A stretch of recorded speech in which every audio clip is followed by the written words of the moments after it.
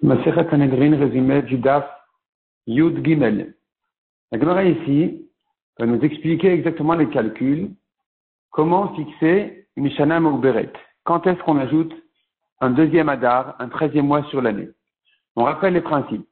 Les principes des calculs, c'est de savoir, sachant que l'année lunaire est décalée par rapport à l'année solaire de 10 ou 11 jours.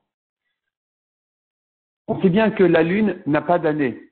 Le soleil n'a pas de mois, c'est-à-dire le cycle de la lune ne connaît que les mois. Il n'y a pas une année.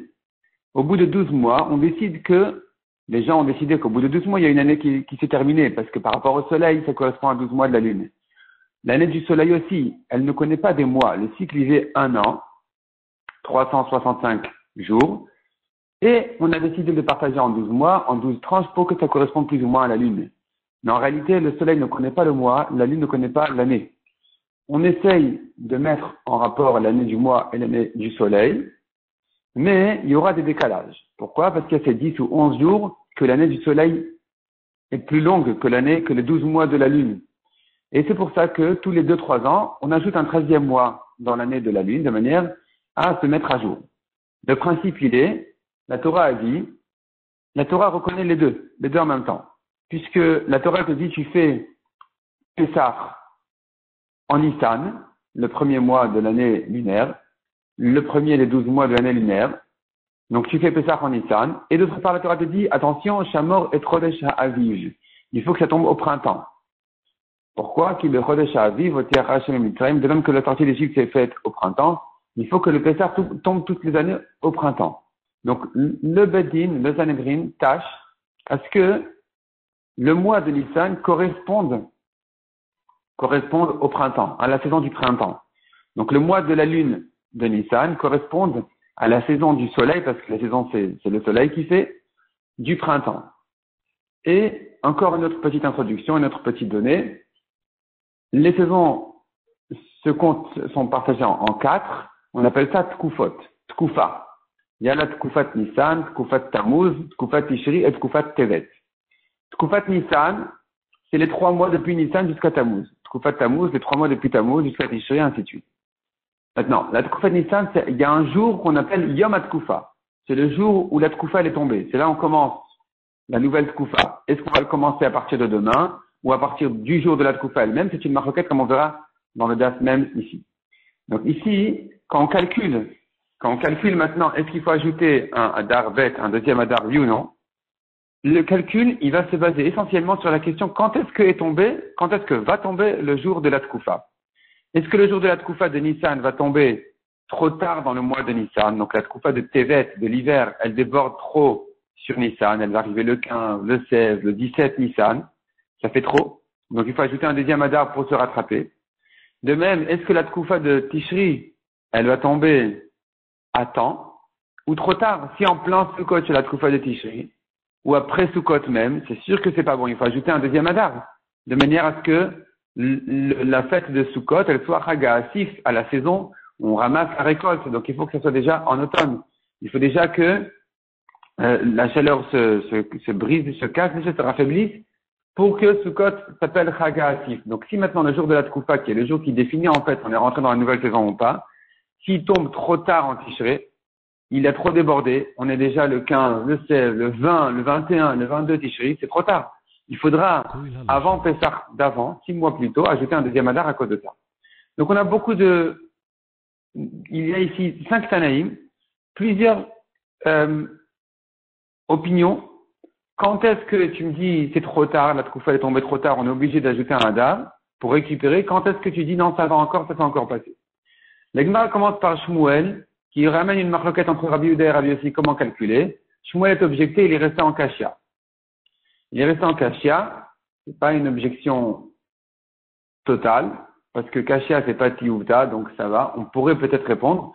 En tout cas, Shmuel, il a son opinion sur la marloquette de Rabbi Yehuda et Rabbi Yossi concernant les calculs. Il met entre Rabbi Yehuda et Rabbi Yossi des jours de la Tkufa qui vont tomber en fonction desquels on va décider d'ajouter un deuxième Adar, oui ou non. Il est objecté. Et la Gemara nous ramène finalement une autre braïta qui nous ramène Rabbi Yehuda, Rabbi Yossi et encore 3 autres Tanaïm. Comment calculer? selon la deuxième braïta, il ressort comme ça. Nous avons là-bas dans la deuxième braïta un premier Tana. Un Tanakama, on ne peut pas quitter. En tout cas, le premier Tana, il dit comme ça. Il dit, si la Troufa tombe le 17, c'est trop tard, il faut ajouter un deuxième Adar. C'est-à-dire, si je vois en Adar que la Troufa de Tishri, elle va tomber le 17 Tishri, c'est trop tard, c'est pas bon. Parce que le 17 Tishri, il faut qu'on soit dans la nouvelle Troufa déjà, dans la nouvelle saison. Et donc, c'est pas bon. Donc, c'est pas bon. Donc, ici, Satanakama dit, il faut que donc tous les jours de Chol HaMoed Sukkot, ils soient dans la nouvelle Troufa. C'est pour ça que si la Troufa tombe le 16, ça peut passer encore. Le 16, éventuellement, ça pourrait passer.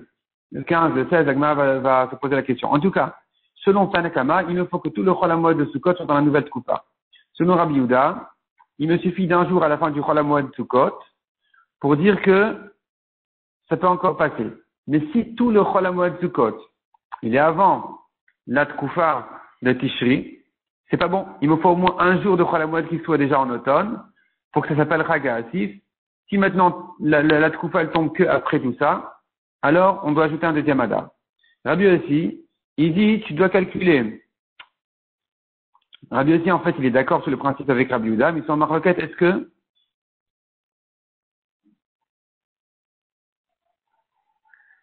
que le jour de la Tkoufa même, ça compte dans la nouvelle Tkoufa ou dans la Tkoufa d'avant? Rabbi Shimon dit, il me faut que tout le Chol HaMoed de Sukkot, il soit dans la nouvelle Tkoufa. Donc si maintenant c'est tombé le 17, Tishri, c'est pas bon.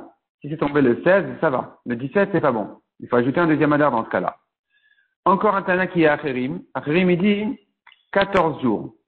Si la Tkoufa d'avant a débordé de 14 jours sur le compte du mois suivant, il faut ajouter un deuxième Adar. Sur ça, le Gemara nous ramène quelques manières d'interpréter cette Shita de Acherim.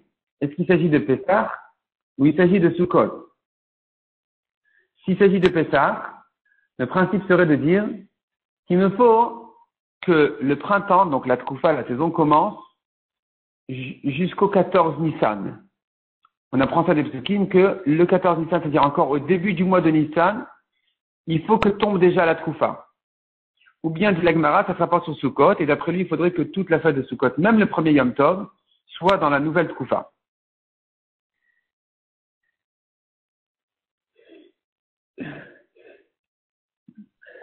L'Agmara ensuite revient à ce qu'on a vu dans la Mishnah. On a vu dans la Mishnah la halacha de la smicha des zkenim, c'est-à-dire les zkenim, le bedin, ils doivent, quand ils font un korban, ils se sont trompés, ils font un korban, ils doivent appuyer leurs mains sur la tête du korban.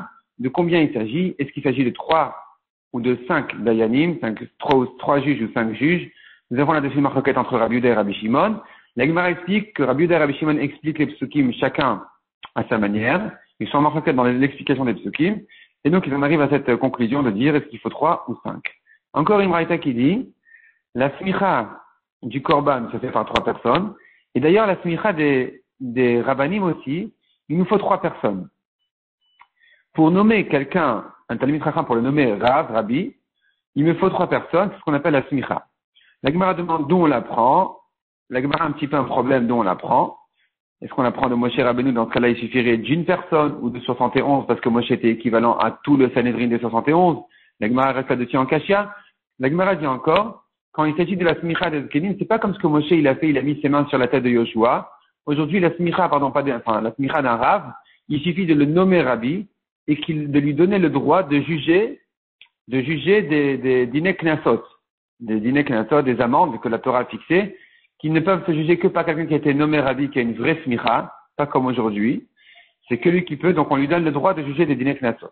Sur ça, la Gemara va demander, est-ce que donc il nous faut 3 personnes pour le nommer Rabbi, ou même une personne est suffisante? C'est ce qui déborde sur la date suivante de Rat Hashem.